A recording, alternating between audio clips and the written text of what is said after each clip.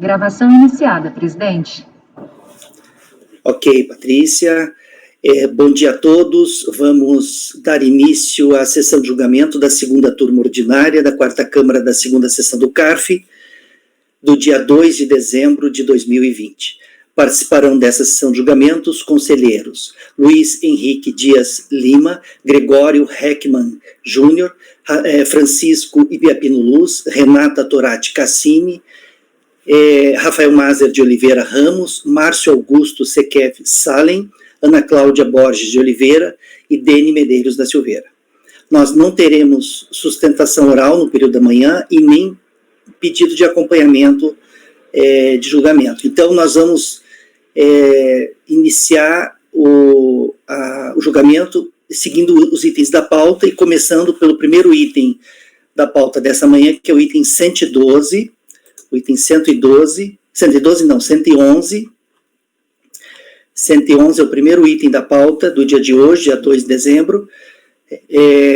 O item 111 é da contribuinte Transporte Santa Clara Limitada, de relatoria do conselheiro Gregório. Gregório, então, pode fazer então a leitura do relatório e do voto, e como sempre, se for possível fazer um resumo, né, do relatório e do voto, você pode fazer. Pode começar, então. Tá, eu vou direto ao voto, presidente, porque no voto eu trato do objeto da atuação e, havendo necessidade, eu posso retomar o relatório. Então, indo direto ao voto, o recurso voluntário é tempestivo e atende os demais requisitos de admissibilidade, deve, portanto, ser reconhecido.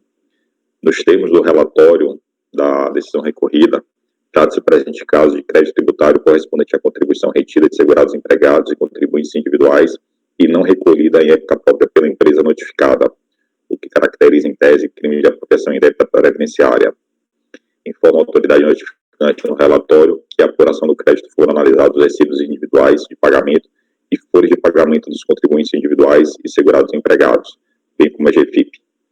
Cientificada do lançamento, a contribuinte apresentou a sua impugnação, limitando-se a aduzir que a senhora Maria Amélia de Freitas Monteiro é parte ilegítima e não poderia figurar no relatório de representantes legais na qualidade de sócia-gerente.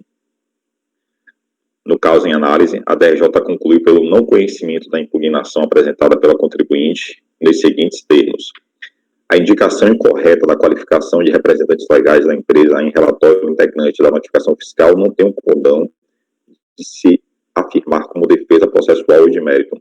Primeiro, porque o relatório de representantes legais não é documento que indica a sujeição passiva do crédito tributário, apenas servindo para identificar os sócios e responsáveis pela direção da empresa. Segundo, porque não há nos autos nenhuma demonstração de inconformismo da parte interessada com o lançamento das contribuições objeto da presente notificação. Essa foi a conclusão da DRJ. A contribuinte, em sua peça recursal, defendeu que o principal fundamento da decisão em pauta diz que, nos termos do artigo 8º da Portaria 10875 de 2007, não se conhecida a impugnação por não ter havido instauração do contencioso administrativo face à ausência de contestação do lançamento. Entretanto, diz o CTN, em seu artigo 151, inciso 3, que as reclamações dos recursos nos termos das leis reguladoras do processo tributário suspendem a exigibilidade do crédito tributário. Ora, com a devida vênia, uma portaria não tem força de lei e, portanto, não pode regular a matéria e, por conseguinte, a recorrida decisão da delegacia de julgamento não pode prevalecer, uma vez que tem por fundamento legal norma que não pode ser aplicada em razão da sua hierarquia. É o que a contribuinte aduz em sede de recurso voluntário. Pois bem, razão não seja recorrente neste particular, isto porque, conforme destacado pela DRJ, pela análise do arrazoado apresentado pelo impugnante, seus argumentos não podem ser entendidos como impugnação ao lançamento das contribuições devidas pelos segurados empregados e contribuintes individuais, cujas remunerações sofreram descontos previdenciários não repassados à Seguridade Social. De fato, em sede de impugnação, a contribuinte se limitou a defender que a senhora Maria Amélia de Freitas Monteiro é parte ilegítima e não poderia figurar no relatório de representantes legais na qualidade de sócio-gerente. O artigo 14 do Decreto 70.235 estabelece que a impugnação da exigência instaura a fase litigiosa do procedimento. Ora, inexistindo contestação à exigência fiscal, não há matéria a ser conhecida. Já o artigo 17 do mesmo diploma legal dispõe que será considerada não impugnada a matéria que não tenha sido expressamente contestada pelo impugnante. Neste aspecto, não há qualquer reparo a ser feito na decisão de primeira instância, que não conheceu da impugnação apresentada pela contribuinte por ausência de contestação do lançamento fiscal. Ante o exposto, voto por negar provimento a recurso voluntário. É como eu voto, presidente. Ok, Gregório. Colegas, o conselheiro relator está votando no sentido de negar provimento. Um minuto. Gregório, a delegacia de julgamento não conheceu? Não conheceu por ausência de contestação contra o lançamento fiscal. E nós poderíamos conhecer. Aí ele recorreu dessa forma bem simples que eu coloquei aí no meu voto, para dizer que, enfim, que a DRJ deveria conhecer, né? O que a gente poderia fazer é dizer que a DRJ deveria conhecer. Se fosse o caso, o provimento anulado de primeira instância para conhecer da impugnação. E falar para ela conhecer. Né? Por isso que eu estou negando o provimento a recurso voluntário.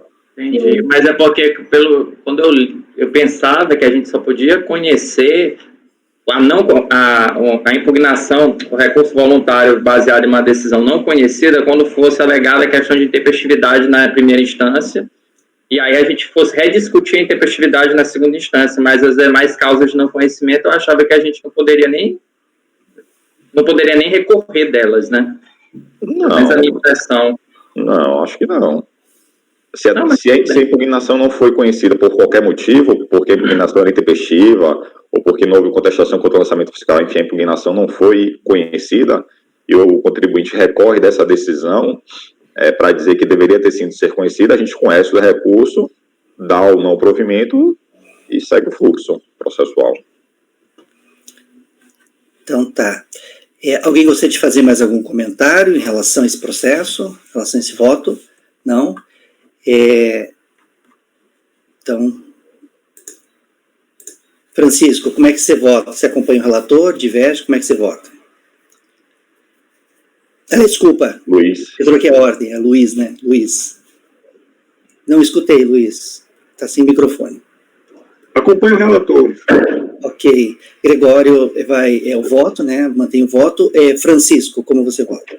Eu acompanho o relator. Renata, como você vota? Acompanho. Rafael, como você vota? Eu acompanho o relator, presidente. Márcio, você vai acompanhar o relator? Sim. Ok. Ana, você acompanha? Acompanho. Eu também vou acompanhar. Então, em relação ao item 111 da pauta, ficará assim o resultado. Item 111 da contribuinte, Transporte Santa Clara Limitada. Acordam os membros do colegiado, por unanimidade de votos, em negar provimento ao recurso voluntário. Só uma pergunta, colegas, como é que está a minha voz nesse microfone? Está ok aí? Está jóia? Então tá bom. Vamos agora, então, fazer o julgamento do item 112 da pauta, da contribuinte Royal Diesel Limitada. Item 112, Royal Diesel Limitada, também de relatoria do conselheiro Gregório. Pode começar, Gregório. Item 112. Esse aqui é um caso de isenção de contribuição previdenciária, referente à cota parte da empresa, Girat e terceiros. O fato gerador aqui foi o cotejo das informações declaradas em GFIP versus os valores que foram recolhidos pelo contribuinte. A DRJ julgou procedente em parte o lançamento fiscal, e aí, em sede de recurso voluntário, a contribuinte aduz que a extinção do crédito tributário referente à competência julho de 2001, da filial final 002, dígito 40, e a remissão do valor remanescente. Então, aqui é um caso de diferenças que foram apuradas pela fiscalização a partir do cotejo entre o que foi declarado na GFIP versus os valores que foram recolhidos pela contribuinte em relação a determinadas competências dos diversos estabelecimentos da contribuinte. Em sede de impugnação, ela apresentou uma série de justificativas para elidir essas diferenças. Também tem uma parte aqui que foi decadente, né, de acordo com a DRJ. A DRJ acatou diversos esclarecimentos que foram apresentados. Aí, no recurso voluntário, o que é que a contribuinte impugna? A extinção de uma determinada competência, que é julho de 2001, para um determinado estabelecimento, que é o final 002, dígito 4, em face do pagamento realizado. lá atrás, não agora, o pagamento. E a remissão do valor remanescente, são essas duas alegações. Então, passando ao voto, o recurso voluntário é tempestivo, entretanto, não deve ser conhecido pelas razões a seguir expostas. E aí, um primeiro item, que é da matéria não pré-questionada em sede de impugnação.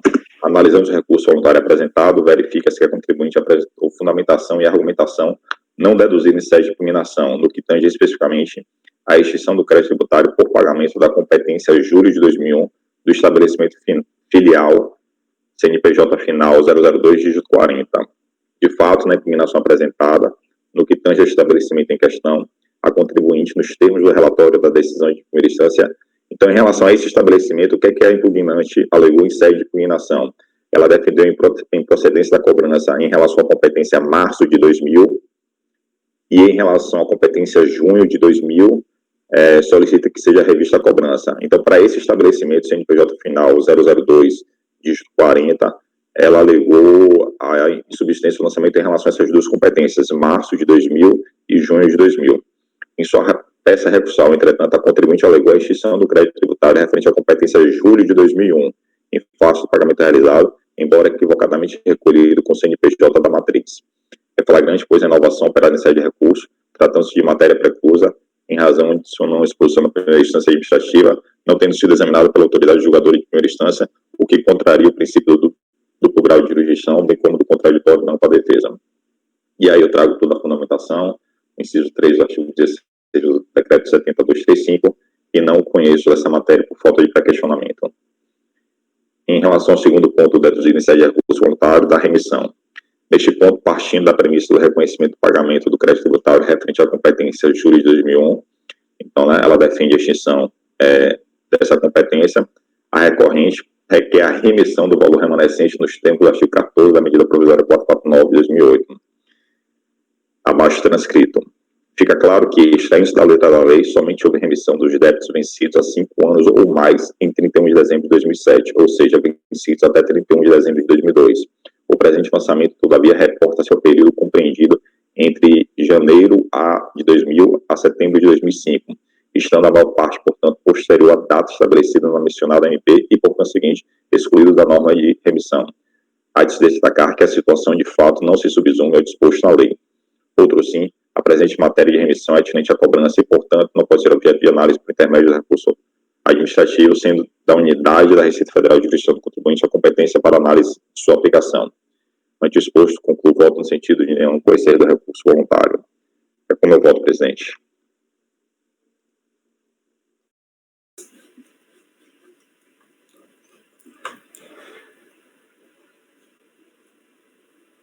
Qual foi a sua conclusão, Gregório? Que deu um problema no ruído aqui. Não conhecer do recurso voluntário.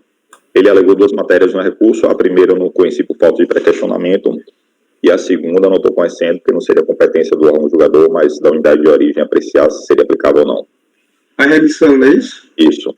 Eu voto exatamente como você. Eu acho que a remissão realmente não é matéria litigiosa.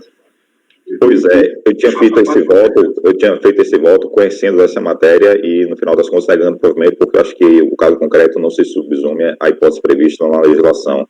Mas, se eu não estou enganado, foi na sessão passada, retrasada, a gente votou essa matéria no processo da ANA e ela não conheceu, aí eu refleti sobre e fiz essa alteração para essa sessão. Na verdade, as duas formas não estão erradas, né? Assim, não são conflitantes. Poderia não conhecer como você fez e poderia também negar provimento. Mas o fato é que a remissão não é matéria litigiosa, ponto. Não faz parte contencioso. Aí você escolhe se não conhece ou se nega provimento. Eu estou com tendência a negar provimento, mas eu vou acompanhar. Porque eu acho que as duas formas estão, assim, não são conflitantes, sabe? São possíveis. Eu sempre tive dúvidas, eu não conhecia. Eu já fiz um voto desse aí, porque eu acho que eu não conheci dentro do processo. Agora eu estou em dúvida, se eu não conhecia, eu submetia provimento. Mas eu acho que eu fiz exatamente a menção que o Gregório fez, né? Que é a matéria que está fora do contencioso. Ok. Luiz, você acompanha o relator? Sim, eu acompanho o relator. Francisco, como você vota? Eu também acompanho. Francisco está no escuro ali. Também acompanho. Renata, como você vota? Acompanho. Ok. Rafael, como você vota? Acompanho o relator. Márcio, como você vota? Relator. Ana, como você vota? Eu acompanho. Eu também vou acompanhar. Eu acho que até negaria provimento, né? Me parece assim, que talvez tivesse. Mas tudo bem, vou acompanhar nesse caso. Está ali na fronteira, né? Sabe? Exatamente, está na fronteira. Bem na fronteirazinha. Agora tem outra coisa. Eu não sei de quando é esse débito aí, quando você falou, mas é provável que a Receita roda sistemas e aplica a remissão de forma automática por lote, sabe? Pode ser até que esse débito já esteja em um desses lotes aí que foi feita a remissão. Mas isso aí não interessa, mas é só para deixar. Existe essa possibilidade que a própria Receita faz esse expurgo, digamos assim, tá? O não conhecimento aqui é por falta de pré-questionamento. São 2 motivos, né, Gregório? São 2 motivos, né? Porque no modo assim, não conhecer o recurso voluntário nos termos do voto do relator. Pode ser.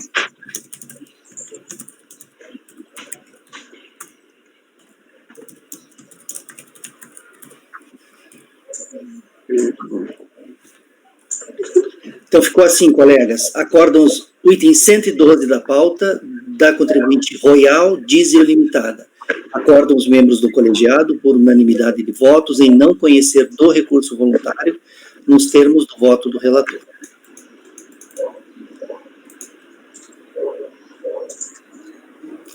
O próximo item da pauta é o item 113, de relatoria da conselheira Renata.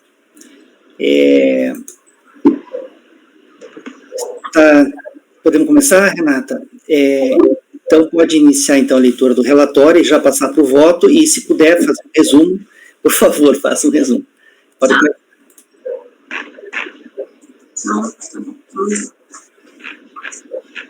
Trata-se de recurso voluntário interposto contra acórdão de número tal da 7ª turma da DRJ-RPO, que julgou improcedente manifestação de inconformidade. Deixa eu só aumentar aqui um pouquinho, que estou cega. Oh, meu Deus. Viu, Renata, antes de você dar sequência, eu não sei se eu falei 112 ou falei 113. 113. Eu tenho a impressão que eu falei 112. É item 113 da pauta. Acho que eu nem falei o nome do contribuinte, né? Não, eu acho. Então, a gente vai fazer o julgamento agora do item 113 da pauta, do recorrente, do contribuinte Antônio José Perim. Tá? Item 113 do contribuinte Antônio José Perim. Pode começar então, Renata. Trata-se de recurso voluntário interposto contra acórdão de números 1438.616, da 7ª turma do DRJ-RPO, que julgou improcedente manifestação de inconformidade e indeferiu o requerimento de restituição da retenção, RRR, de contribuições previdenciárias relativas à competência 9 de 2003, no valor de R$ 1.404,50, sem acréscimos legais, incidente sobre mão de obra em serviços prestados na atividade rural.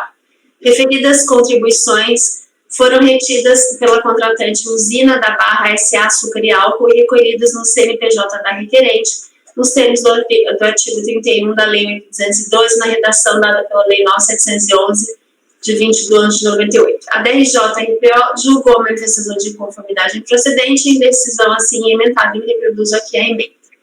Cientificado dessa decisão, ao 6 de 2 de 2012, o requerente apresentou um recurso voluntário, no qual reitera os argumentos constantes de sua impugnação. Aí eu vou lá para o voto, tá?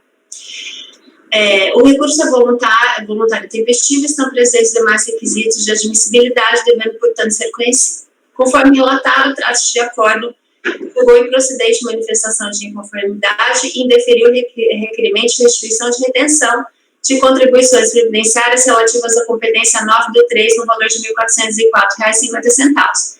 Incidente sobre mão de obra e serviços prestados pela recorrente na atividade rural e retidas pela contratante Usina da Barra S.A. Açúcar e Álcool, e recolhidos no CNPJ da recorrente nos termos do artigo 31 da Lei 812, na redação dada pela Lei 9711.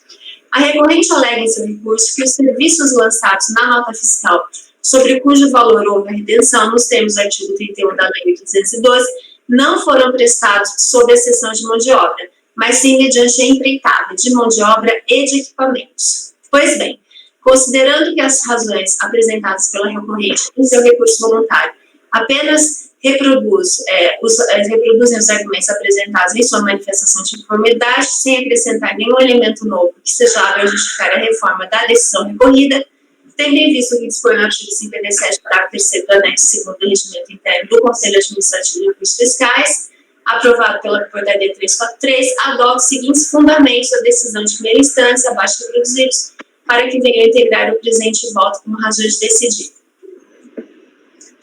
De todo o disposto no presente processo, temos que a fiscalização apresentou seus elementos com base nos quais entendeu que, no conjunto de indícios verificados, o serviço foi prestado mediante cessão de mão de obra, modalidade impeditiva para empresas optantes pelo Simples, recalculou as contribuições devidas por arbitramento e concluiu que não deveria ser deferida a restituição pleiteada. De fato, a época da prestação de serviços objeto deste RFP federal.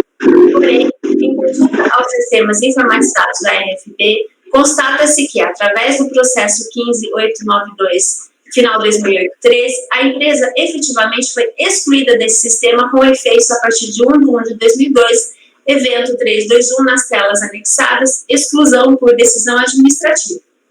Neste processo, tratou-se sobre a exclusão do Simples Federal e terminou por decidir-se ali sua efetiva exclusão. Portanto, nenhuma dúvida paira sobre a condição da requerente com relação à sua opção pelo Simples, sendo, para fins de análise deste RR, ela não será considerada como habitante do sistema de tributação simplificada pelo acima exposto, apesar de tal fato em nada alterar o voto deste relator. Das argumentações trazidas pela auditoria fiscal no despacho de indeferimento, a questão ali tratada no item 16 sobre a existência de apenas 2 segurados empregados registrados na requerente como operadores de máquinas foi abordada pela requerente em sua manifestação de inconformidade apenas como indicativo da existência de máquinas e equipamentos na empresa. Os contratos de prestação de serviços juntados aos autos pela requerente, a folhas 10 a 22 deste processo digital, demonstram que o objetivo da contratação envolve sempre o fornecimento de equipamentos e a correspondente mão de obra necessária a tais serviços. Não é parte destes contratos apenas o fornecimento de equipamentos.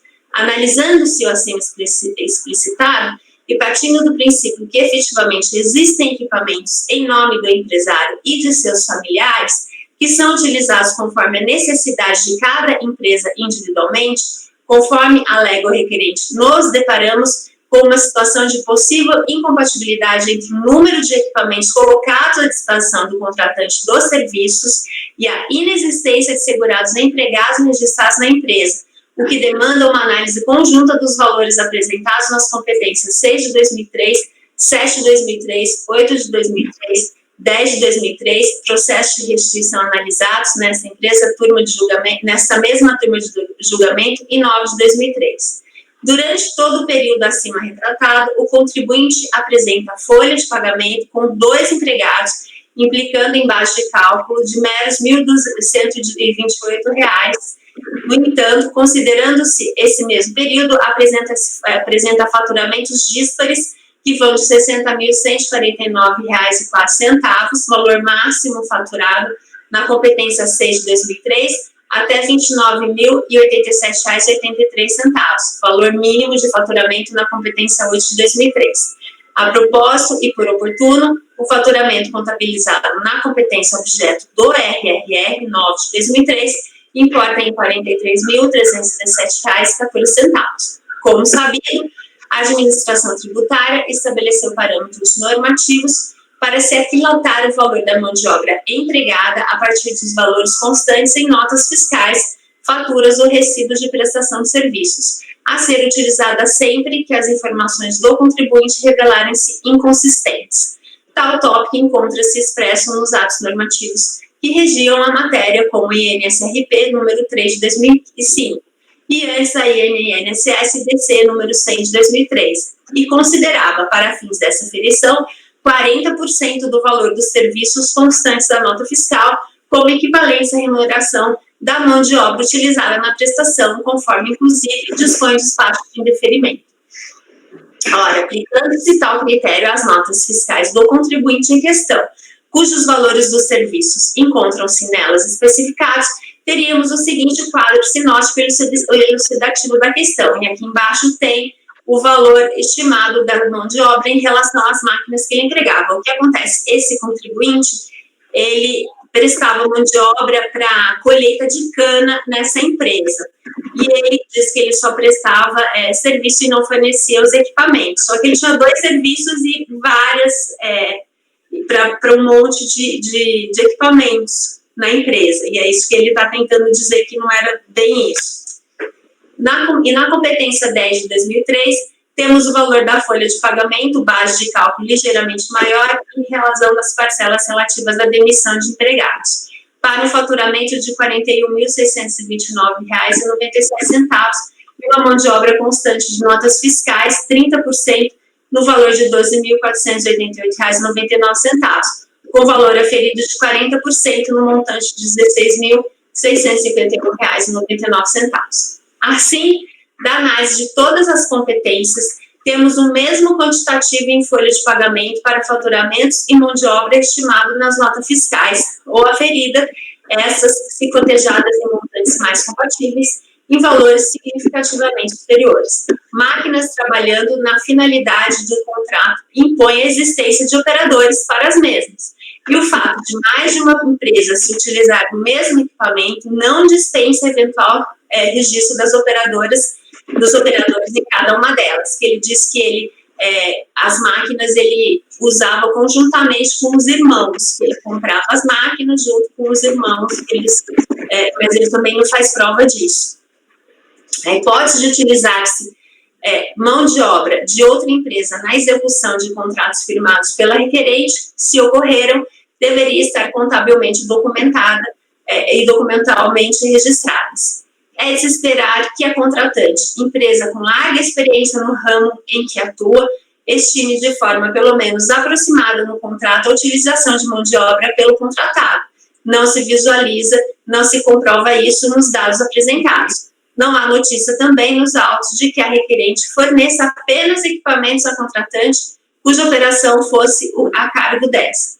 Mesmo que se alegue que os percentuais referem-se a estimativas, não restam compatíveis e comprovadas as relações entre os serviços constantes das notas fiscais e a mão de obra utilizada pela contratada. Ou seja, aquilo que nos interessa efetivamente não fica formada a convicção deste julgador de que estejamos diante de valores compatíveis de receitas auferidas com respectivos serviços prestados, principalmente com relação ao tipo de serviço prestado e a mão de obra declarada pelo requerente como utilizado no serviço em sua folha de pagamento, com base na análise das competências citadas, em especial quando a própria requerente informa que outras empresas de familiares se utilizam dos mesmos equipamentos e veículos, o que pode apontar na direção de estarmos diante de empregados também compartilhados e contribuições previdenciárias informadas de forma parcial. Não se duvida que possam haver razões que expliquem esse quadro atípico. Porém, a requerente, em sua manifestação de inconformidade, não traz nenhuma argumentação com seus elementos comprobatórios que esclarecessem serem suficientes apenas 2 operadores contratados, apesar da ressalva feita pela fiscalização no item 16 do despacho decisório, denegatório. O reconhecimento do direito creditório contra a fazenda exige a averiguação da liquidez e certeza do respectivo crédito, fazendo-se necessário verificar a exatidão das informações a ele referentes, confrontando-se com os registros contábeis e fiscais efetuados com base na documentação pertinente, com análise da situação fática em todos os seus limites, de modo a se conhecer e formar a convicção do julgador de qual seria o tributo devido e compará-lo ao pagamento efetuado. Nessa esteira, cumprimos assinalar que a máxima do direito, no ônus probante, inclui aquele que alega determinado fato, e tal regra encontra-se cumprida no inciso 1 do artigo 333 do CPC. Finalmente, o decreto número 70.35 que estabelece o rito processual do processo administrativo fiscal, assim dispõe acerca do momento da apresentação da prova documental, esse é o artigo 16, inciso 3º, parágrafo 4º. Na restituição, a prova cabe a quem a requer. Os documentos juntados pela empresa nos autos, suas alegações e a situação fática verificada não permite que se tenha certeza de que a requerente tem efetivamente direito à restituição requerida. Aliás, apontam de forma incisiva no sentido de que a restituição não é procedente. Não restou formada a convicção do julgador de que a restituição pleiteada é devida ao contribuinte. Diante do exposto, voto por negar provimento ao recurso voluntário. Ok, Renata. Colegas, em relação ao item 113 da pauta, a conselheira relatora está votando no sentido de negar provimento ao recurso voluntário. Ficou claro para vocês? Para mim ficou. O voto da DJ é muito bom, né? Ficou bom. Muito claro. Alguém gostaria de fazer algum comentário em relação a esse processo? Voto? Não? Luiz, como que você vota? Acompanho a relatora. Gregório. Acompanho. Francisco. Acompanho a relatora. Rafael. Eu acompanho a relatora. Márcio. Relatora. Ana. Acompanho. Eu também acompanho. Então, em relação ao item 113 da pauta, do contribuinte Antônio José Perim, EPP, ficará assim o resultado. Acordam os membros do colegiado, por unanimidade de votos, em negar provimento ao recurso voluntário. Vamos passar agora para o item 114 da pauta, também de relatoria da conselheira Renata. Sei lá. Item 114, pode começar, Renata. Deixa eu abrir só um minuto.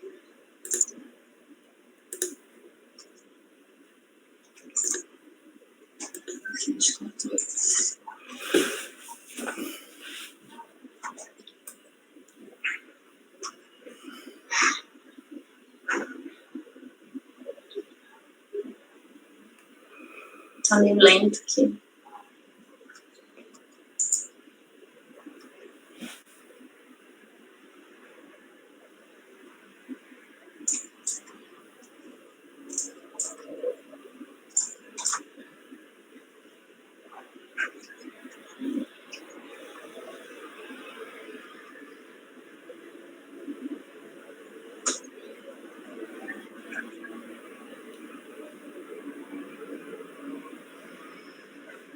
Eu acho que eu vou lá direto para o voto. Pode ir. Que eu também adotei, ele produziu, eu adotei a DRJ. E na hora de ler o voto, Renata, só tenta lá para a conclusão. Talvez você precise fazer fazer um ajustezinho na conclusão lá. Não sei, né? Não sei. Por quê? Veja lá, não sei se é o caso, dá uma olhada lá. Tá. Então vamos lá, vou para o voto direto. Recurso voluntário tempestivo e estão presentes demais requisitos de admissibilidade, devendo, portanto, ser conhecido. Conforme relatado, trata-se de pedido de restituição de valores retidos em nota fiscal relativos à competência de 7 de 2006 a 11 de 2006. Considerando o recurso voluntário que produz os argumentos apresentados em sede de impugnação, sem acrescentar nenhum elemento novo que seja hábil a justificar a reforma da decisão recorrida, nos termos do artigo 57, parágrafo 3º, adoto os seguintes fundamentos da decisão de primeira instância. O requerente solicita a restituição das contribuições previdenciárias relativa a saldo remanescente de valores retidos, deixa eu aumentar aqui, de valores retidos na forma da Lei 8.212, artigo 31, parágrafo 2º. O valor retido poderá ser compensado com as contribuições devidas à Previdência Social ou ser objeto de pedido de restituição por qualquer estabelecimento da empresa contratada na forma da Lei 8.212, artigo 65 da Instrução Normativa RFB número 900 de 2008. Assim, a empresa prestadora de serviços que sofreu retenção no ato da quitação da nota fiscal, da fatura ou do recibo de prestação de serviços, poderá se restituir do valor retido quando do recolhimento das contribuições previdenciárias, inclusive as devidas em decorrência do 13º salário, desde que comprove a realização dos serviços e a retenção esteja declarada em GFIP por tomador dos serviços prestados na competência de emissão da nota fiscal, da fatura ou do recibo de prestação de serviços pelo estabelecimento responsável pela cessão de mão de obra ou pela execução da empreitada total. A parcela retida esteja declarada na nota fiscal, na fatura ou no recibo da prestação de serviços, ou que a contratante tenha efetuado o recolhimento desse valor e que a cedente de mão de obra elabore folhas de pagamento distintas para cada contratante, conforme determina o artigo 17 da Instrução Normativa RFB número 900 de 2008 e parágrafo 5º do artigo 31 da Lei 8.212. Compulsando-se os autos, observa-se que da análise da contabilidade juntada pelo requerente que os requisitos lançados não espelham o que está escrito nas notas fiscais, contratos de prestação de serviços e termos de responsabilidade anexados aos autos. Inicialmente, cabe ressaltar que a requerente, José Maria Maran M.E., prestou serviços para a COSAN S.A. Indústria e Comércio e Filiais, cuja raiz do CNPJ é 50.746.577, e para a COSAN S.A. Fazenda S. Rafael e S. Joaquim, de CNPJ 06-225-595/000-160, no período objeto do pedido de restituição, 7 de 2006 a 11 de 2006. Ocorre que a convicção da autoridade julgadora advém no processo administrativo fiscal dos elementos probatórios carreados pela Fazenda e pelo próprio impugnante. Daí a necessidade de se comprovarem os fatos deduzidos em defesa. Com relação ao ônus probatório, é do score de Marcos Vinícius Neder e Maria Tereza Martinez Lopes. O processo administrativo fiscal federal tem-se como regra que aquele que alega algum fato é quem deve provar. Então, o ônus da prova recai a quem dela se aproveita. Assim, se a Fazenda alega ter ocorrido o fato gerador da obrigação tributária, deverá apresentar prova de sua ocorrência. Se, por outro lado, o interessado aduza a existência da ocorrência do fato gerador, igualmente terá de provar a falta dos pressupostos de sua ocorrência ou a existência de fatos excludentes. Ainda o artigo 36 da Lei 9784 de 99 determina que cabe ao interessado a prova dos fatos que tenha alegado, sem prejuízo do dever atribuído ao órgão competente para a instrução. O artigo 336 do CPC estatui que o ônus da prova incumbe ao autor quanto ao fato constitutivo do seu direito e ao réu quanto à existência de fato impeditivo, modificativo e extintivo do direito do autor. Exatamente dentro deste contexto é que a autoridade lançadora incumbe o ônus da prova da ocorrência do fato jurídico tributário ou da infração que deseja imputar ao contribuinte, e ao contribuinte incumbe provar os fatos impeditivos do nascimento da obrigação tributária, o de sua extinção e os requisitos constitutivos de uma isenção ou outro benefício tributário. Verificada a incompatibilidade dos registros contábeis, quando confrontados com os documentos de suporte, contratos, notas fiscais, termos de responsabilidade, não há como aceitar o pedido do requerente, haja vista que, mesmo intimada durante o pedido de restituição, não apresentou a comprovação do fornecimento de tudo o quanto seja necessário à prestação de serviços, tais como equipamentos, veículos, combustíveis, insumos, dentre outros. Ademais, embora dispensada de efetuar escrituração contábil, em virtude de ser optante do regime de tributação simples, o sujeito passivo trouxe aos autos para análise o balanço patrimonial e a demonstração dos resultados do exercício, DRE, referentes ao ano de 2006, cuja análise do ativo imobilizado de folhas 10 constata-se que o único bem constante da escrituração, com valor de R$ 37.500, é um caminhão-reboque, conforme nota fiscal fatura número tal, adquirido de equipamentos rodoviários Rodrigues Limitada, CNPJ final 170, em 8 de 3 de 2010. Ademais, não consta o lançamento de despesas com aluguel de máquinas agrícolas e equipamentos de uso previsto em contrato, conforme solicitado na intimação número 6 de 8 de 3 de 2010. Nesse compasso, não foram verificados lançamentos contábeis relativos à aquisição de insumos, adubos agrícolas, orgânicos e químicos, líquidos ou convencionais, e defensivos agrícolas, inseticidas, nematicidas, acaricidas, formicidas, fungicidas, herbicidas, entre outros, e suas respectivas baixas em uma conta de controle. A empresa era proprietária apenas do veículo acima mencionado, os demais, as máquinas agrícolas e os equipamentos utilizados no cumprimento do contrato e termos de responsabilidade não têm comprovação de origem. A quantidade de motoristas e operadores de máquinas agrícolas indica a utilização de vários veículos. As notas fiscais da Star Comércio de Caminhões Limitada, de CNPJ final 128, indicam manutenções ou reparos nos veículos de placa BWZ 7323, BWZ 7648, utilizados pela empresa. Vários serviços contratados obrigam à presença de trabalhadores braçais, que não aparecem nas folhas de pagamento da empresa, obviamente para evitar os encargos sociais sobre a prestação de serviços. Não prova também subempreitada de parte dos serviços que pudessem justificar a ausência dos empregados braçais na lavoura. De todo exposto pela imprestabilidade da contabilidade apresentada e por evidente omissão de trabalhadores nas folhas de pagamento e nos registros trabalhistas, mantenho o indeferimento do pedido de restituição referente às competências 7 de 2006 a 11 de 2006. Diante do exposto, voto por negar provimento ao recurso voluntário.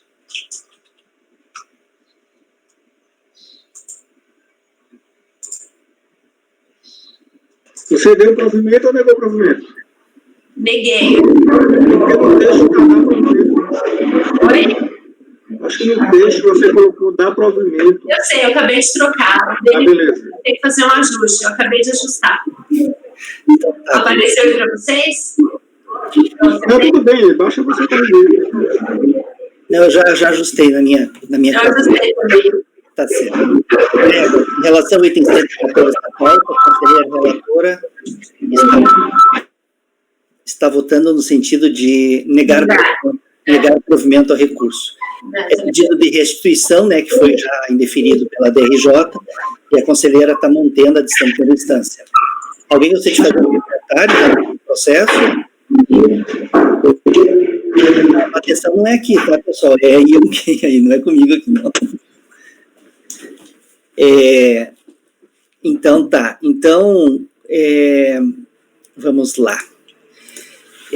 Luiz, como... Você é o moderador. Quando aparece o ruído, ele vai lá e silencia o microfone. Tá certo. Luiz, como você vota nesse caso do Renato? Eu vou acompanhar a relatora. Gregório, como você vota? Com a relatora. Ok. Francisco? Eu acompanho a relatora. Rafael? Relatora. Márcio? Relatora. Ana? Eu acompanho. Eu também acompanho. Então, em relação ao item 114 da pauta, do contribuinte José Maria Maran, item 114, do contribuinte José Maria Maran, ME, ficará assim o resultado. Acordam os membros do colegiado, por unanimidade de votos, em negar provimento ao recurso voluntário. Vamos fazer agora mais um item da Renata, e daí passamos para os itens da Ana. Lembrando que nós estamos fazendo nessa sessão julgamentos em blocos de processos, tá? Quando chega a vez do conselheiro, tem um bloco de processos de 2, 3, 4 processos, aí fazemos sempre em blocos, ok? Fizemos o 114, agora vamos fazer o item 115 da pauta, da contribuinte Montana Veículos Limitada, também de relatoria da conselheira Renata. Renata, pode começar então. Esse caso tem memoriais, tá? Na pasta, se vocês quiserem olhar. Eu vou direto para o voto, porque aqui no voto eu faço uma... Pode ser? Aí, se precisar, a gente volta lá para o relatório. Para mim, pode ser. Então, tá. Então, o recurso voluntário é tempestivo, mas não deve ser conhecido. Conforme brevemente relatado, trata-se de auto de infração para imposição de multa por descumprimento de obrigação instrumental por ter a empresa devidamente intimada deixado de apresentar à autoridade fiscal comprovante de adesão ao programa alimentar PAT nos termos da Lei nº 6.321/76 para o período de 1 a 4 de 2004. A empresa efetuou seu cadastramento apenas em 27 de 5 de 2005, conforme o documento anexo. Todos os documentos que suportam os lançamentos na conta contábil número tal, indenizações, e na conta contábil número tal, serviços de consultoria. E 3, documentos que suportam os lançamentos em diversas contas, conforme relação anexa, fornecida pela empresa, todos os documentos diretamente relacionados com as contribuições previdenciárias.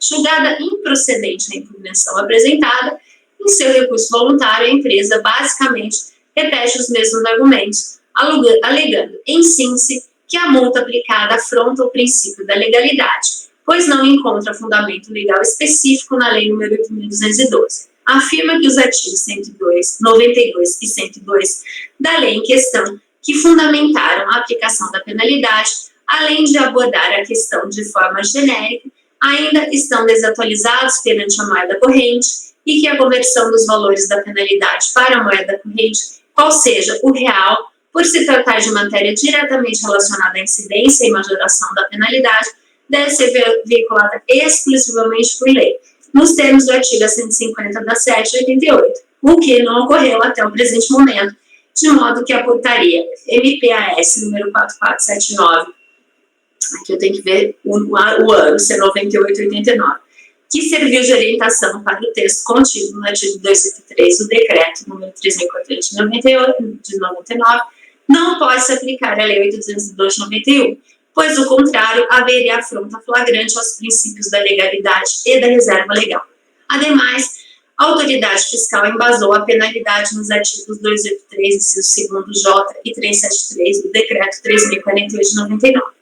No entanto, não há correlação imediata entre os dispostos na Lei nº 8.212 e o decreto 3.048 de 99, pois não há dispositivo legal válido para imputar sanção ao descumprimento dos dispositivos da lei previdenciária, de modo que a resolução da Previdência Social, por si só, não pode inovar ao criar penalidade ao contribuinte.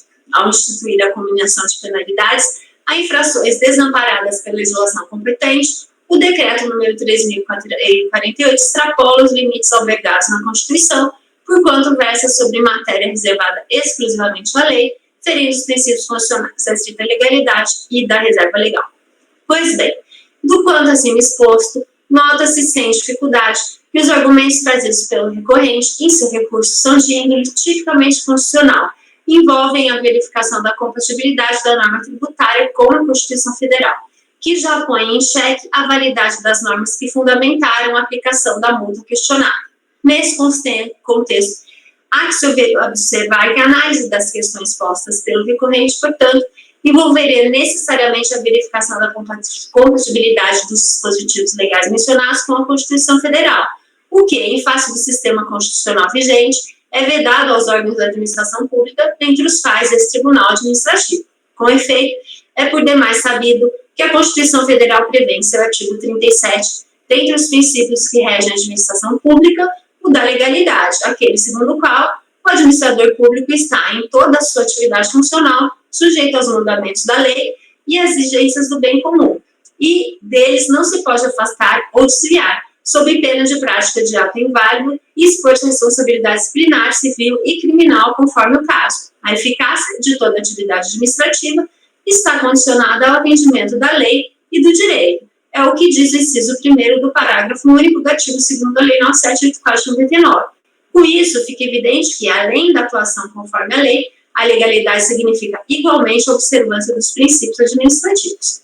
Por outro lado, a Constituição Federal prevê em seu artigo 102, 1A, que compete ao Supremo Tribunal Federal, principalmente, a guarda da Constituição, cabendo-lhe processar e julgar originariamente a ação direta de inconstitucionalidade de lei ou ato normativo federal ou estadual e ação declaratória de constitucionalidade de lei ou ato normativo federal.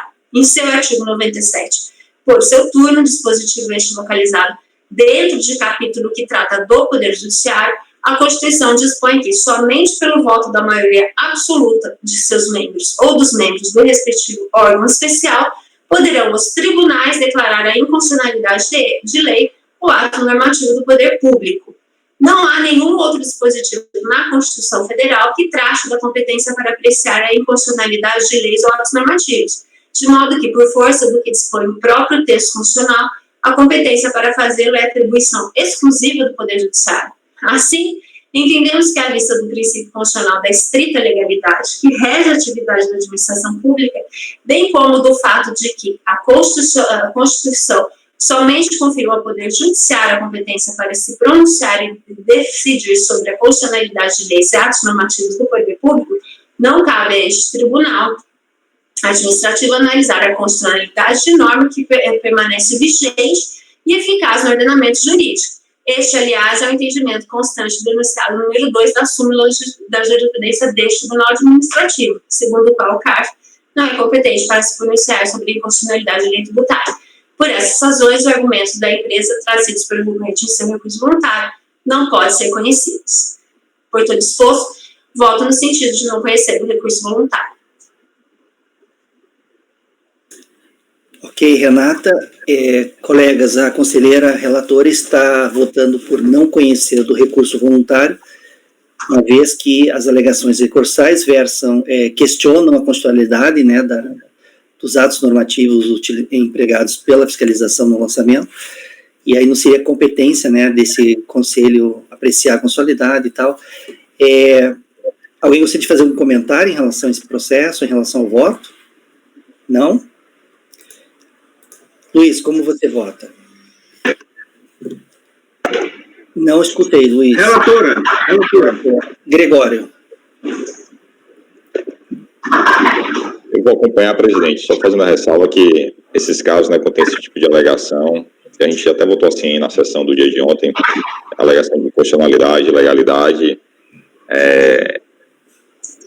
Eu pessoalmente falando, eu nego o provimento ao recurso voluntário, né, partindo da premissa, até por isso numa sessão passada aí, que a gente teria competência para dizer que a gente não tem competência, né? Exato. E aí, por essa razão, eu acabo negando o provimento, mas, tecnicamente, volta a conselheira Renata está correto e eu acompanho ela. Ok. Francisco. Eu acompanho a relatora. Rafael. Eu acompanho a relatora. Márcio. Relatora. Ana. Acompanho. Eu acompanho e acompanho também o comentário do Gregório. Nesse caso aqui, eu até negaria provimento ao recurso voluntário, né? Mas vamos simplificar, né? Eu vou acompanhar a relatora também. E nesse caso, Renata, eu vou fazer como naquele caso do Gregório, o último que a gente fez dele, eu vou colocar no dispositivo que a gente não conhece o recurso nos termos do voto da relatora, tá? Tá. Que aí você faz todo o esclarecimento no seu voto, né? Aí eu vou repetir aquele dispositivo. Ontem a gente não negou provimento algum? Eu não me lembro, na verdade. Foi isso, Greguinho? Foi um processo meu. Olha. Foram aquele processo que tinham 5 processos do mesmo contribuinte. Ah, tá. As razões versavam basicamente sobre inconstitucionalidade e legalidade. Eu, basicamente, não conheço quando é intempestivo o recurso e não tem alegação de tempestividade e quando a matéria não foi pré-questionada, né? Aí eu não conheço. Nas demais matérias, normalmente eu tenho conhecido, né? E negado provimento, né, quando é o caso. Então tá, colegas, fizemos o item 115 da pauta, da contribuinte Montana Veículos Limitada. Em relação a esse item, ficará assim o resultado. Acordam os membros do colegiado, por unanimidade de votos, em não conhecer do recurso voluntário, nos termos do voto da relatora. Eu preciso ajustar a ementa, que eu tá aqui pintada de amarelo para ajustar e eu esqueci. Não, tranquilo. Vamos passar agora para os itens. Ana, eu encontrei um site de hora certa bem bacana.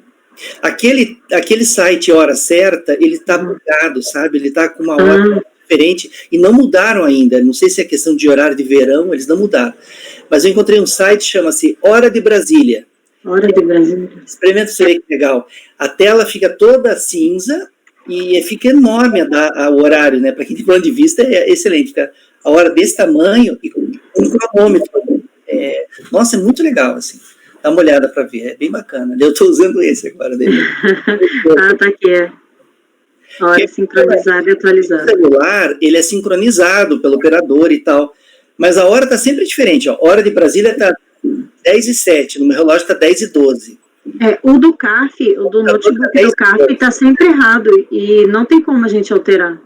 No meu computador do CARF aqui está 10:03 agora. E a gente não consegue mudar, eu já vi isso. E está sempre errado. Mas essa hora de Brasília aqui é bem bacana. Então tá, vou seguir esse aqui. Colegas, então fizemos agora o julgamento do item 115 da pauta. Vamos passar agora para o item 116 da pauta, de relatoria da conselheira Cláudia. Ana Cláudia, a gente vai fazer... São 3 itens de sua relatoria, né?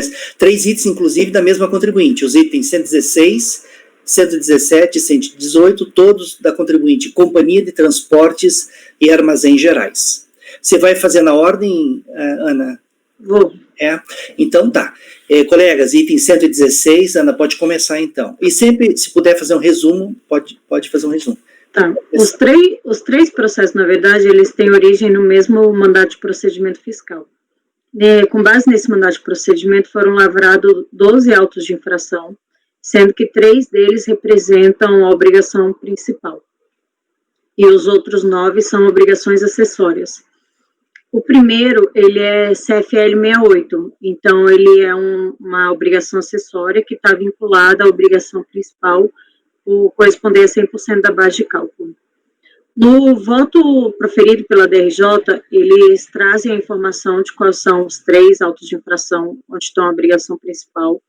E no julgamento desses 3, a impugnação foi julgada parcialmente procedente, porque eles excluíram as competências 1 de 2004 a 4 de 2004, que foram fulminadas pela decadência. E no mérito, os lançamentos foram julgados procedentes. O fato gerador aqui, no caso, é o auxílio prestação de saúde que eles pagavam para os parentes dos contribuintes. Assistência médica prestada aos dependentes dos segurados. Então, essa era a verba que estava sendo discutida.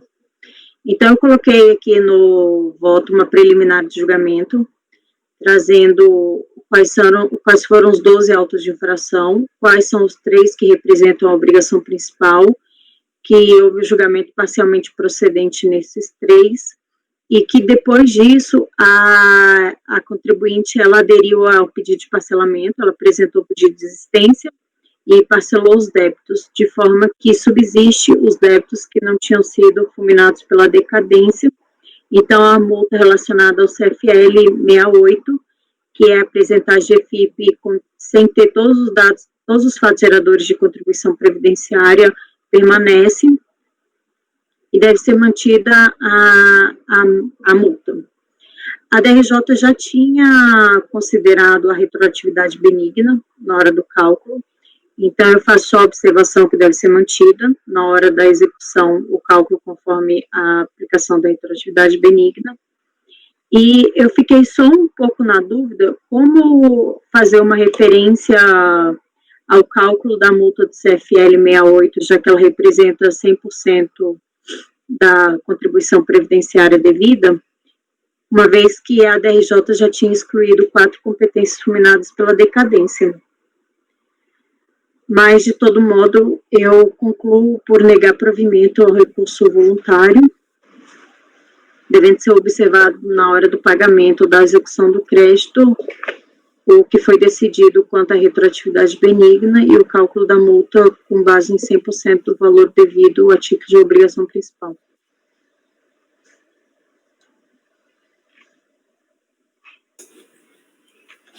É isso, né, Ana?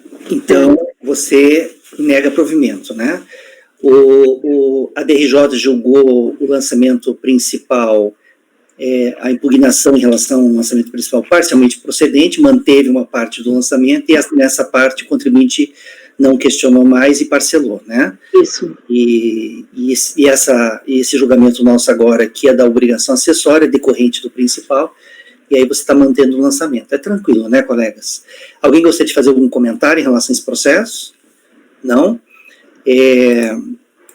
Luiz, como você vota? A Ana falou que houve reconhecimento de decadência pela DJ? Isso. Então, quando houve o então, nesse lançamento da multa, já está prevista, já foram excluídas as competências decadentes. É porque a gente não tem a informação do cálculo. É isso que eu fiquei na dúvida, porque... Não, mas ela não apontou quais eram as competências decadentes, não? Apontou 1 de 2004 a 4 de 2004. E essas competências foram reconhecidas como decadentes pelo artigo 1731, né? No 150, porque aqui seria um 731. Aí aqui não tem nada decaído. Então, não se Mas aplica, lá, só no principal. Não se aproveita a decadência lá do Isso. reconhecido, então a base de cálculo permanece tudo aí.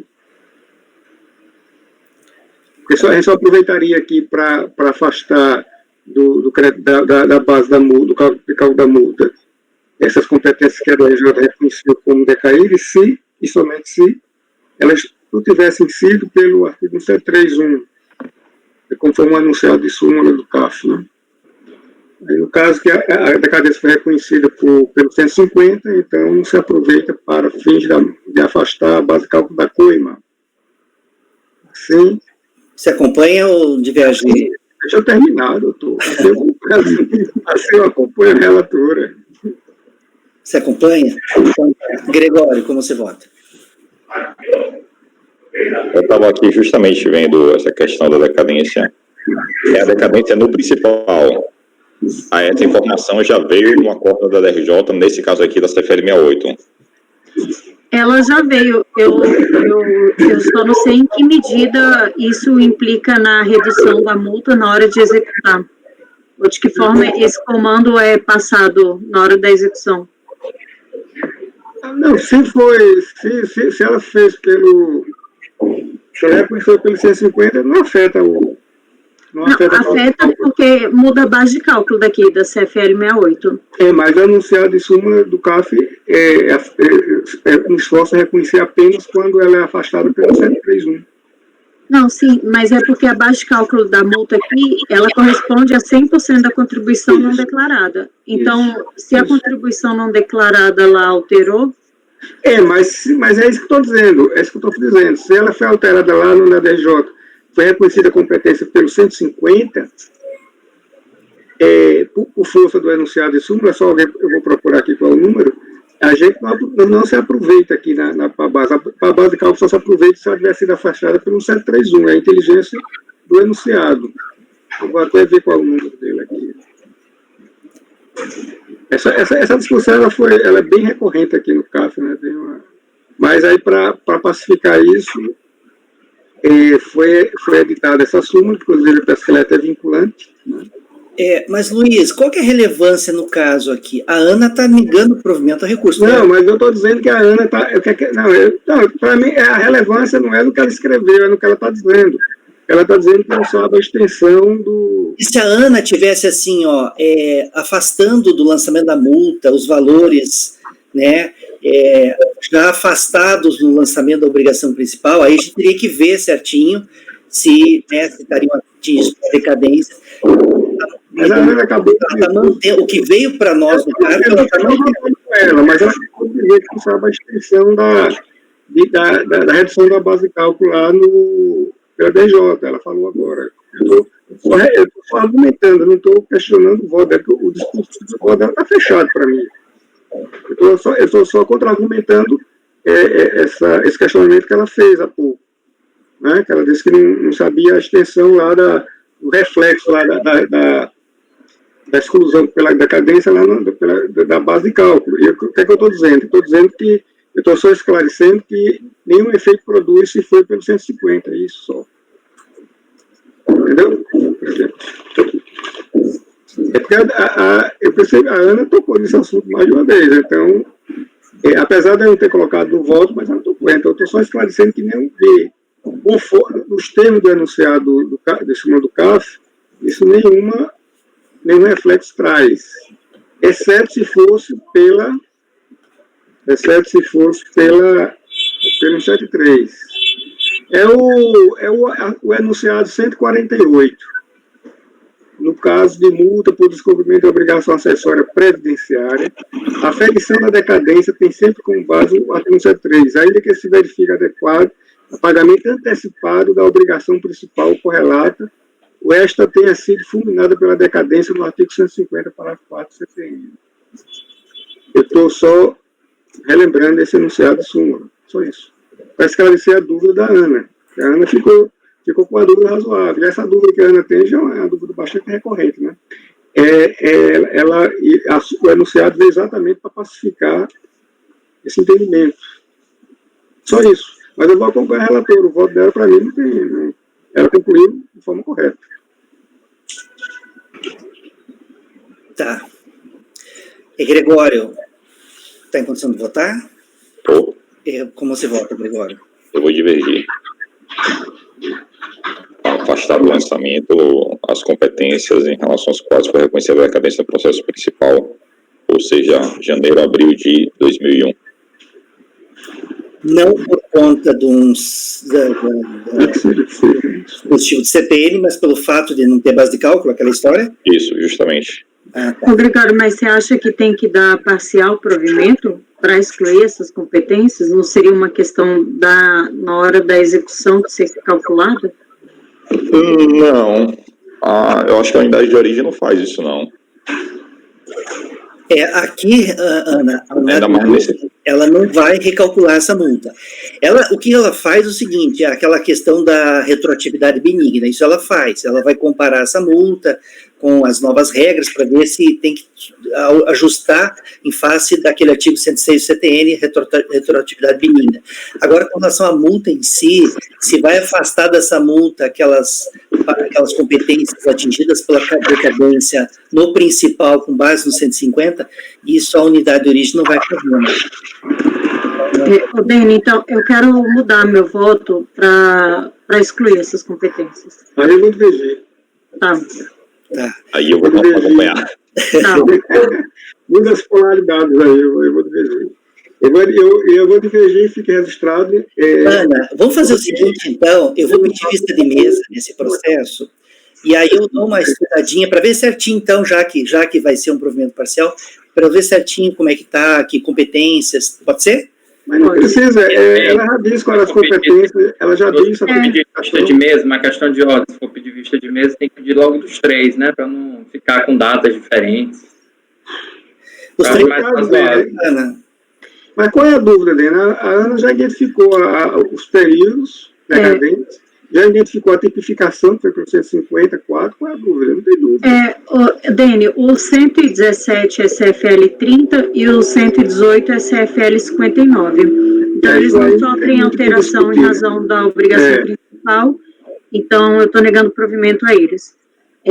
Eu acho que aqui talvez não precise, eu vou colocar, eu tenho um parágrafo no item 2, que está a obrigação acessória, embaixo do parágrafo está escrito, ou seja, esta infração ocorre quando da apresentação, embaixo eu vou incluir um parágrafo dizendo que a multa equivale a 100% do valor da contribuição devida, e tendo em vista que foram excluídas as competências 1 de 2004 a 4 de 2004 da obrigação principal, eu dou parcial provimento para que a multa seja recalculada com a exclusão dessas competências. E lá no principal, a exclusão foi com base no 150 do CTN. Foi o que ela falou. Aí você tem que aplicar o enunciado 148. Mas o que a Ana está dizendo aí, só fazendo colocando uma vírgula, é que a base de cálculo, o lançamento da multa tem a mesma base de cálculo das competências declaradas, mas o valor da multa não é o mesmo, a mesma base de cálculo, tá certo? Ela usa a mesma base de cálculo e tem o tabela lá do 2841 que ele faz a ponderação, ou seja, tem um redutor lá de 0 a 5 segurados, é um valor da multa, aí é um percentual em cima desse total, tá certo? Só esse breve. A base de cálculo é perfeita, que você disse, é 100% da base de cálculo lá. Agora, só que o valor da multa não é a mesma coisa, senão você teria só um espelho, era só multiplicar o valor do IOP. Mas não é isso, ela pega a mesma base de cálculo e aplica um extrator de redução. Então, é uma tabela que tem lá no 2841 do regulador. E só fazendo um acréscimo na inteligência, eu vou te silenciar porque faz muito eco. Às vezes eu acho que o microfone de vocês direcionalizando só para frente, vocês pegam o ambiente, tem uma maneira de direcionalizar o microfone só para frente. Mas depois a gente eu mostro como faz isso. Eu já acompanhei o Gregório, porque é uma situação muito estranha do ponto de vista de quem estuda direito, do princípio da gravitação jurídica. Ora, se a competência principal, a obrigação principal decai, naturalmente a gente pensa que a obrigação acessória também decai. E embora eu concorde com o Gregório em essência, eu já concordei, já segui o voto dele em uma ocasião ou duas, mas nesse caso eu comecei a estudar mais sobre isso, eu tenho simplesmente que obedecer a súmula CARF 148, só para esclarecimento. Ele fala que sempre, a oferição da decadência tem sempre como base o artigo 1731 do CTN, ainda que se verifique que a obrigação principal tenha sido fulminada pela decadência com base no 150, parágrafo 4º.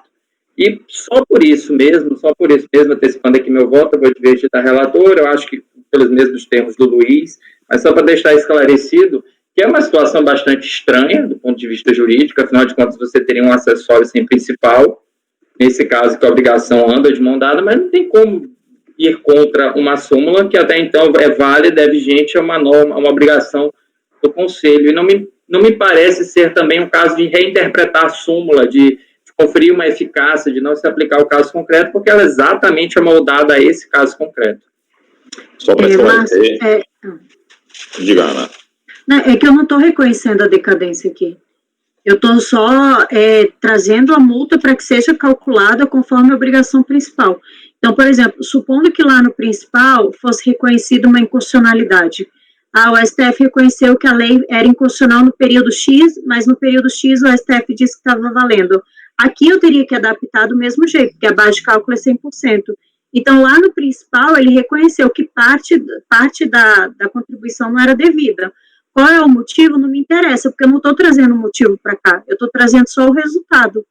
E o resultado é que a obrigação principal só existe de 5 de 2004 a 12 de 2004. Então, com isso, eu tenho que adaptar minha multa aqui. Agora, eu só fazer seus argumentos é engraçado como uma dúvida ela persiste no tempo. Esses argumentos eu já ouvi há 3, 4 anos atrás. São argumentos bastante factíveis, são argumentos que sempre causou dúvida. Mas o que eu estou dizendo é o seguinte, quando você, nesse caso específico da decadência, existe um enunciado de súmula, CARF, que a gente tem que obedecer, que é vinculante. Eu concordo plenamente com você. Inclusive, eu tenho uns votos que eu fiz, eu não sei quando é que vai ser possível votar, que a base de cálculo do IOP foi mitigada por conta de outros motivos, por exemplo, que não foi reconhecido, que foi dado provimento, que o levantamento foi afastado, né? O levantamento específico de determinadas competências foi afastado, no IOP, por razões até de direito. Inclusive, essa que você trouxe agora, que é bem interessante também, é outra situação, mas o enunciado de súmula CARF, não cabe a gente aqui questionar a validade, certo ou errado, mas ele diz textualmente como deve se proceder. Eu não estou entrando no mérito da sua argumentação, que tem um fundo lógico, é lógico que você está dizendo, tem uma lógica, é questão de, como é 100% da base de cálculo, o que não tiver mais na base de cálculo não estaria aqui. Mas não é esse o entendimento do CARF, do enunciado. Certo? Então, eu entendo que é temerário retomar, se julgar, mesmo que você discorde do enunciado, se tomar uma decisão contra o enunciado, que é vinculante, inclusive, né? É isso que eu estou querendo colocar. Eu não estou questionando o seu raciocínio, a validade do seu raciocínio, porque ele é lógico, né? É cartesiano até. Mas... Na realidade, o raciocínio dela, eu também estou esse raciocínio eu estou completamente de acordo. Qualquer raciocínio contra a gravitação jurídica, eu seria contra. O acessório não seguir o principal. Mas olha só, mas outra colocação, essa colocação que você fez, é outra colocação interessante. No direito tributário, essa lógica nem sempre existe. Isso existe no direito privado, lá no direito civil, e lógico do acessório civil principal, tá? Nem sempre isso acontece.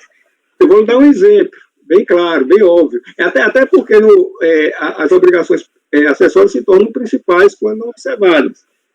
Então, essa lógica é uma lógica assim, que existe no direito civil, não no direito tributário. E a própria Ana acabou de exemplificar isso que eu estou dizendo. Ela acabou de dizer que o CFL 3059, que decorre da mesma fiscalização, da mesma obrigação principal, que fez parte do mesmo contexto, eles têm vida própria. Né? Eles têm vida própria. Mas eu queria só assim, deixar bem claro, esse mantra de dizer que eu já vi até, inclusive, votos escritos da CAF, o acessório segue o principal no direito tributário, não é bem assim, tá? Não é bem assim. Não é essa lógica simples. Agora, pode falar. Eu li o voto do Gregório. Quer falar antes. Ele já tinha tentado falar 2 vezes. Só para... Desculpa, Francisco, mas é porque o Gregório já tinha tentado falar 2 vezes. Não, pode falar, Francisco, não tem problema não. Chega, depois eu falo. Eu li o voto do Gregório porque eu fiz declaração de voto nessa matéria. Embora eu pense igual a você, Luiz, mas eu me recordo que no voto dele ele deixou bem claro que não estava reconhecendo a decadência, no caso lá específico. Ele estava afastando justamente porque a base de cálculo foi fulminada. Acho que alguma coisa mais ou menos nesse sentido. Agora eu vou falar. Argumenta aí, Gregório. Eu me lembro dessa argumentação do Gregório, mas é pouco o Gregório fala de novo. O Márcio falou aí com forma expressa e o Luiz também, só para ficar claro e registrado, já fiz isso em outras oportunidades, mas é para fazer novamente. Não estou negando vigência, não estou negando eficácia, não estou indo contra o dispositivo da súmula CARF, a enunciado de súmula CARF número 48. Eu só acho que ele não é aplicável.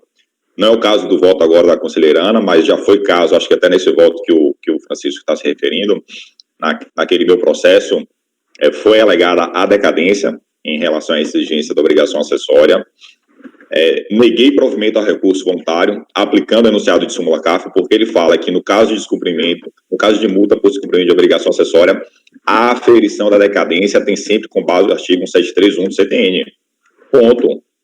Só que nesse caso aqui, no meu entendimento, esse caso que a gente está julgando agora, e nos outros que eu já julguei sobre essa matéria, eu não estou cancelando o lançamento parcial com base em decadência. Não estou reconhecendo a decadência do lançamento aqui no caso concreto. Não é isso. Isso para mim é superado.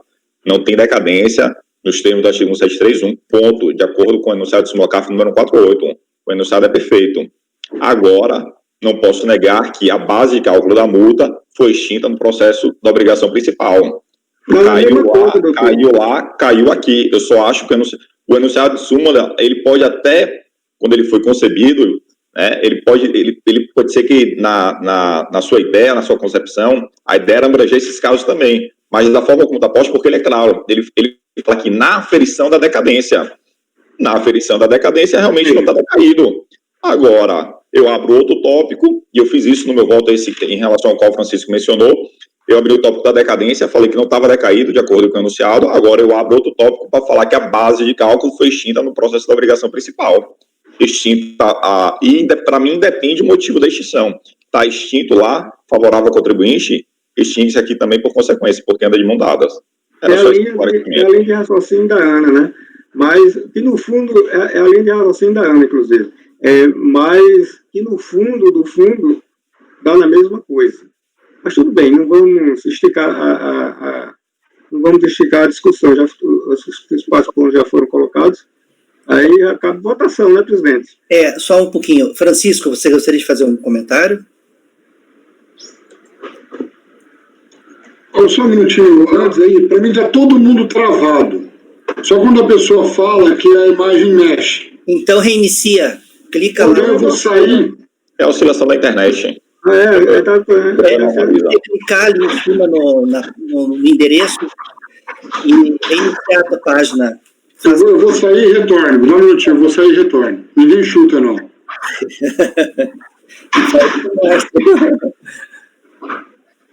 Mas eu não ia falar mais nada, não, Dene, era só aquilo mesmo que eu falei. Então tá jóia. Deixa eu ver se o Rafael consegue. E agora? Eu estou me mexendo, Rafael? Tua voz está sem voz. Eu não escuto você, Rafael.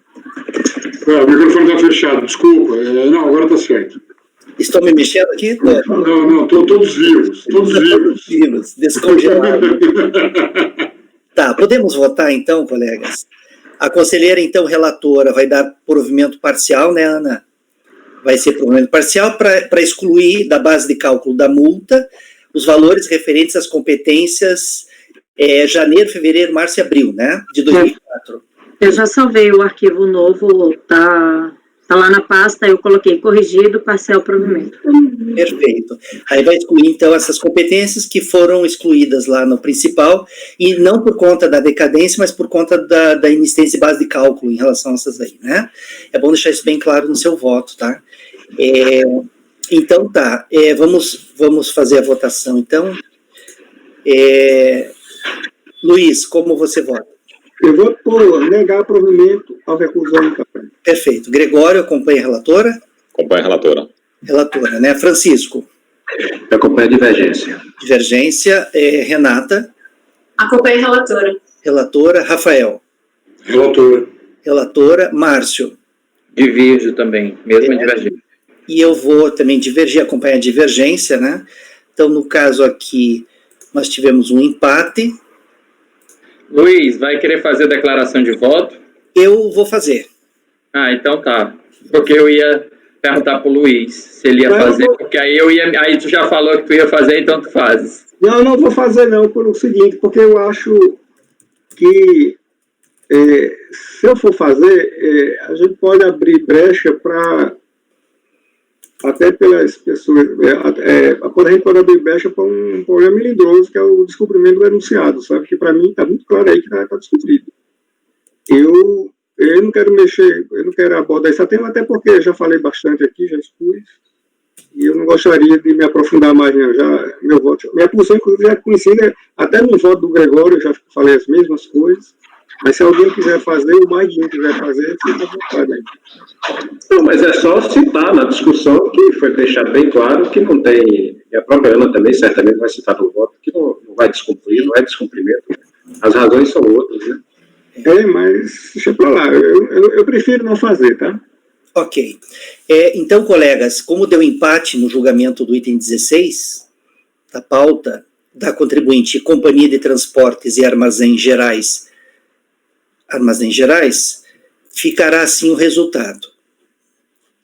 Vejam aí se está de acordo com o que foi decidido. Acordam os membros do colegiado, por unanimidade de votos, em conhecer do recurso voluntário. O conhecimento foi integral, né, Ana? O conhecimento foi integral, né? Conhecer do recurso voluntário e, por determinação do artigo 19E, acrescido tal, pela lei tal, em face do empate de julgamento, dar provimento parcial ao recurso para afastar da base de cálculo da multa, colocar aplicada, da multa aplicada, os valores referentes às competências 01 a 04, inclusive, 01 a 04 de 2004, inclusive, nos termos do voto da relatora. Vencidos os conselheiros, daí o conselheiro Luiz, Francisco, Márcio e Dene, que negaram provimento ao recurso voluntário. Manifestou a intenção de apresentar declaração de voto, de fazer declaração de voto, o conselheiro Dene. É isso, né, colegas? Provimento parcial para afastar da base de cálculo da multa aqueles valores. Não falo nada em decadência, no dispositivo, apenas afastar da base de cálculo da multa aqueles valores referentes às competências de janeiro a abril de 2004. Então, tá. Eu acho que teria que dizer porque foi afastado, tá? Vai estar no voto, eu coloco até, inclusive, nos termos do voto da relatora aqui. Porque, assim, eu acho que porque o dispositivo, a pessoa que lê o dispositivo já entender por que foi afastado. Foi afastado por quê? Porque foi inconstitucional pelo STF, aquela base de cálculo foi afastada lá no IOP, ou foi por decadência, né? São relevantes, as formas são relevantes. A forma como foi, o motivo, a motivação do afastamento é relevante. É que o motivo da Renata, ele é bem amplo, com bastante informação, inclusive... Da Cláudia. Da Ana Cláudia foi muito objetiva. Ela está afastando porque a base de cálculo foi afastada por decadência do outro. Ela não foi ampla, né? Ela foi bastante cirúrgica. É por isso aqui que eu estou afastando, não tem dúvida. Inclusive, ela citou até outras situações possíveis. Se tivesse sido considerado inconstitucional, eu trago outras, inclusive. Inclusive, eu fiz uns votos que eu tenho, que eu afastei de base de cálculo do CFL 68, e eu disse porque eu estava afastando, eu estava afastando porque foram excluídos lá do orçamento principal, por não se constituir em base de cálculo de contribuição previdenciária.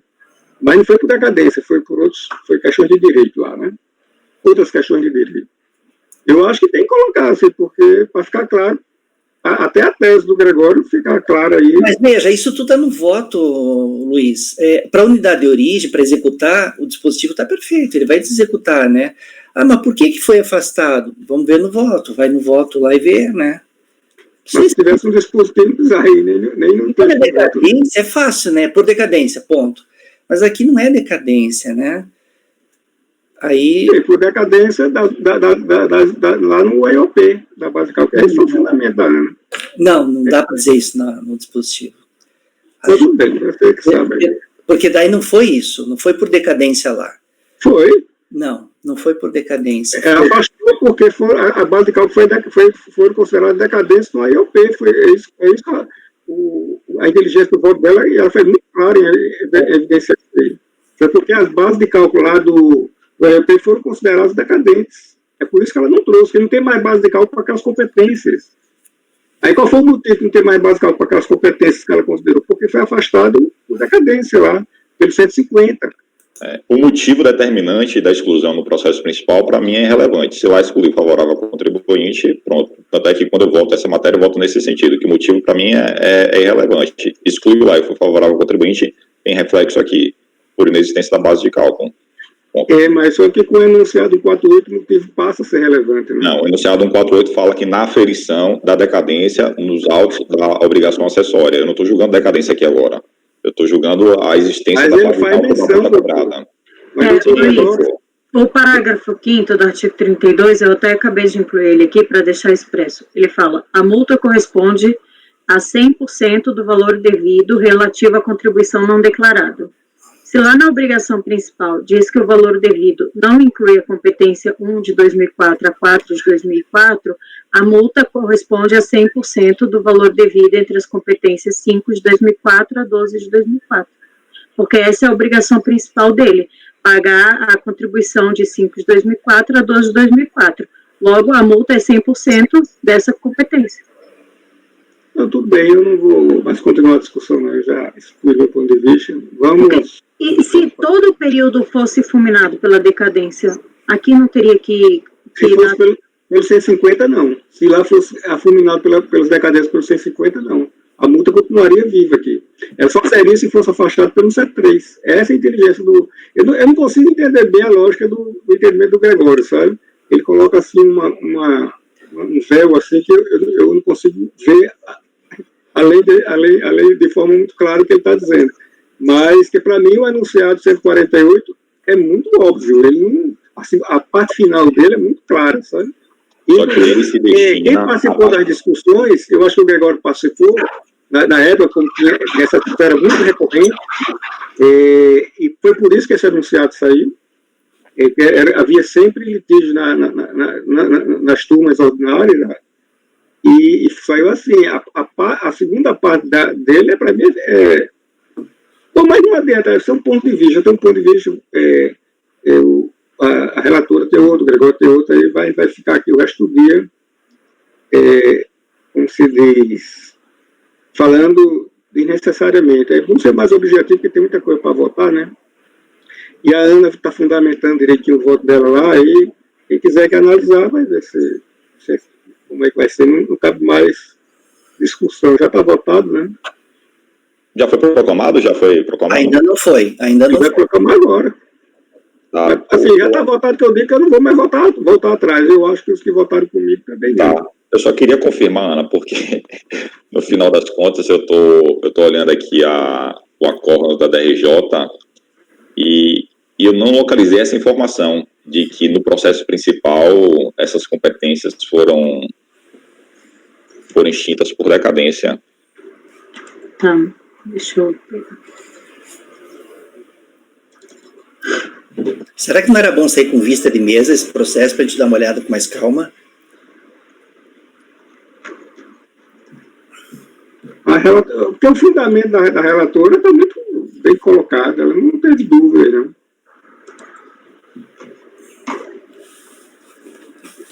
A Ana falou isso, ela viu em algum momento, porque às vezes esse processo ela deve ter feito há algum tempo, e se ela colocou isso aí, porque ela viu dentro do processo. Em algum momento ela viu, só que ela não deve estar sabendo.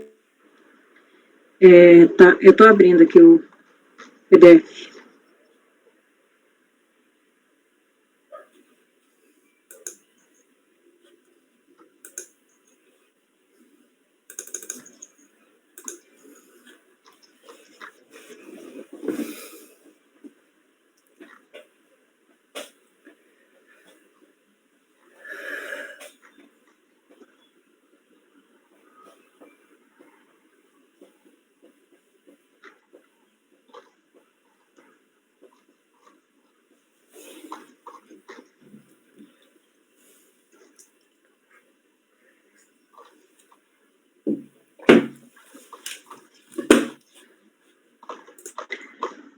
Denis, se quiser realmente seguir, enquanto eu acho aqui a informação para passar para o Gregório.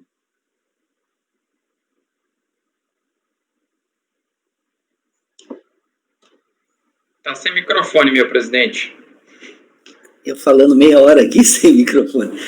Viu, Márcio? Não tem problema que esse fique julgado amanhã e os outros hoje. Eles vão estar todos na mesma reunião, né? Todos vão ter sido julgados na mesma ata. Entendeu? Não importa assim se tem... Ruim quando fica para outro mês, né? Mas vão estar todos na mesma ata, todos julgados, não tem problema julgar um hoje, 2 hoje, 1 amanhã. Então, eu acho que a gente pode seguir adiante. Vamos fazer vista de mesa desses aí, desse processo, né? Então, colegas, o item 116, tá? Vista de mesa, vamos dar uma estudadinha, eu vou dar uma olhada também no principal, ver certinho o que teve... se teve alguma competência realmente pela decadência, tá? Vista de mesa. Aí a gente, não sei quando a gente vai retomar, talvez amanhã, hoje ainda, ou talvez amanhã, mas provável amanhã, daí hoje eu olho com mais calma à noite. Essas questões mais delicadas é bom sair com vista de mesa e a gente dar uma estudada com mais calma, tá? Vamos então seguir, você pode até deixar agora, Ana, não precisa se incomodar com isso aí, depois a gente dá uma olhadinha, tá?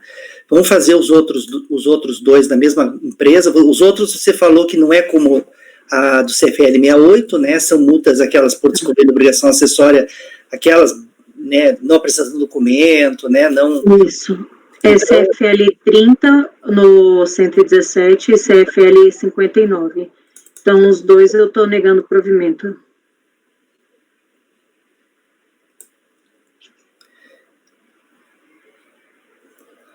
O CFL, só para deixar claro, o CFL... o 30... deixado de preparar a folha de pagamento, né? Das remunerações pagas. E como realmente, no principal, foi mantido parte do lançamento, né? Inclusive teve parcelamento lá, né? Teve... então, realmente, aquela obrigação realmente... o contribuinte deixou de cumprir realmente, e aqui não tem como afastar essa multa se realmente, e basta que a obrigação não tenha sido cumprida em uma competência para que a multa seja aplicada, né? Colegas, em relação ao item 117 da pauta, do CFL 30, Código de Fundamentação Legal 30, que é o código para a obrigação de preparar a folha de pagamento, de acordo com os padrões e normas, né? A empresa deixou de incluir na folha de pagamento base de cálculo de contribuições. A conselheira relatora está votando no sentido de negar provimento ao recurso voluntário. Alguém gostaria de comentar esse processo? Ou vota a relatora? Não. Luiz, como você vota em relação ao item 117? Esse é o 117. Eu acompanho a relatora, presidente. Ok. Gregório, como você vota? Acompanho. Francisco? Eu acompanho. Renata? Acompanho. Rafael? Eu acompanho. Márcio? Acompanha a relatora, claro. Eu também acompanho a relatora, então, em relação ao item 117 da pauta, ficará assim o resultado. Acordam os membros do colegiado por unanimidade de votos em negar provimento ao recurso voluntário. Esse é o item 117, vamos fazer o item 118, é o Código de Fundamentação Legal 59. Quiser, pode comentar o seu voto.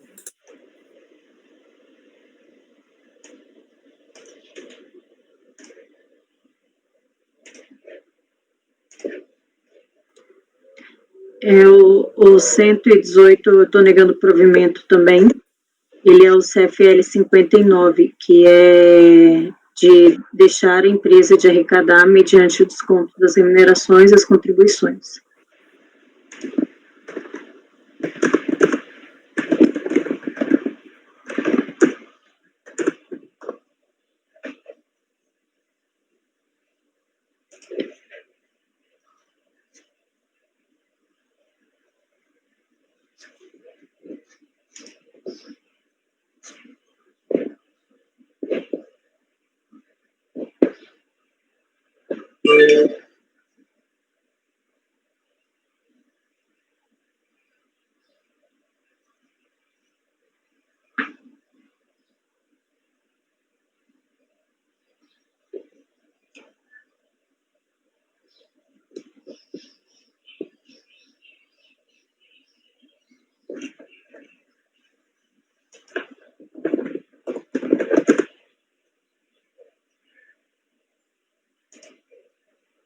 Gente do céu, eu estou falando aqui, deixa o microfone desligado.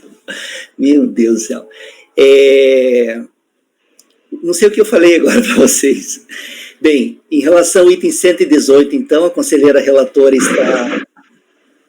está votando no sentido de negar provimento ao recurso voluntário. Trata-se do CFL 59. A obrigação acessória aqui descumprida é aquela referente a não arrecadação das contribuições sobre aquelas bases de cálculo do processo principal. Alguém gostaria de comentar o processo, o voto da relatora? Não? Você levantou a mão, Gregório? Não, né? Não. Tive a impressão que você fez assim. Então tá. Vamos lá, então. Luiz, como você vota em relação ao item 118? Acompanha a relatora. Relatora, Gregório. Acompanho. Francisco.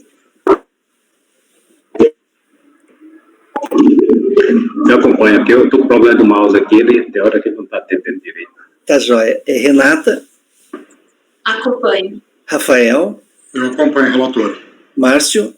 Acompanho integralmente. Ok, eu também acompanho. Então, em relação ao item 118 da pauta, ficará assim o resultado. Acordam os membros do colegiado, por unanimidade de votos, em negar provimento ao recurso voluntário. E o item 116 é o com vista de mesa, então, eu não vou proclamar o resultado ainda, se é com vista de mesa, vamos dar mais estudada nesse caso, a gente retoma, possivelmente amanhã, né? Amanhã ou depois, tá? Horário, gente, é cedo ainda, né? Deixa eu ver na hora. Nada, são 10h50. Já são quase 2 horas de reunião. Olha, o horário... Bem, nós vamos fazer um intervalo e tocamos direto até as 13, né? Vocês querem fazer um intervalo agora? Os próximos 4 são do Luiz, são 4 do mesmo contribuinte. Vamos fazer logo dele. Tá, vamos fazer um intervalo então, colegas. São 5, viu, Rafael? Sim, perdão, Luiz, desculpa. Vamos fazer um intervalo de 15 minutos agora, então, e aí quando a gente retomar, a gente toca direto daí até as 13 horas, tá bom? Então tá, Rafael, Francisco e Patrícia podem encerrar a gravação.